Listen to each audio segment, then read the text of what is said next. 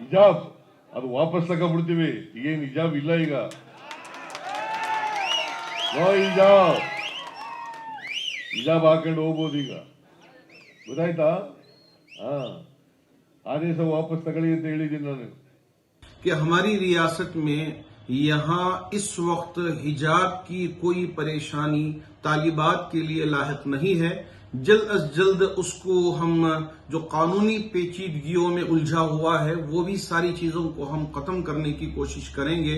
मैं बहुत ही हमारे वजीर आला से गुजारिश करना चाहूंगा कि जिन बातों को इस वक्त आप बरसरे आम कहा है कि उनको जो इस वक्त कानूनी पेचीदगियों की वजह से परेशानियां हैं उन सारी चीजों को आप असेंबली के जरिए खत्म करके इन बच्चियों को पुरसुकून माहौल में हिजाब के साथ तालीम हासिल करने का एक मौका फराहम करें.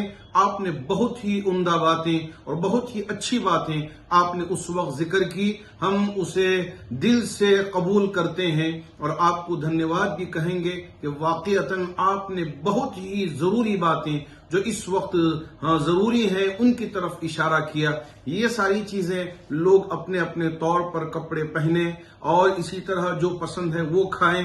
उससे बढ़कर कहीं हमारे लिए जो भूखमरी का मसला है उस पर तवज्जो देना है और इसी तरह जाब का जो मसला है उस पर तवज्जो देना है. और दूसरी बातें जो बहुत ही बेहतरीन अंदाज में आपने जो जिक्र किया है इस पर मैं दिल से आपके लिए दुआगो भी हूं और उम्मीद करता हूं कि आप इन मसाइल को हल करने के सिलसिले में और हमारी रियासत को तरक्की की तरफ ले जाने के सिलसिले में पूरी तरह कोशिश करेंगे और इसे जरूर आगे लेकर जाएंगे. हमारी पूरी नेक ख्वाहिशात आपके साथ हैं.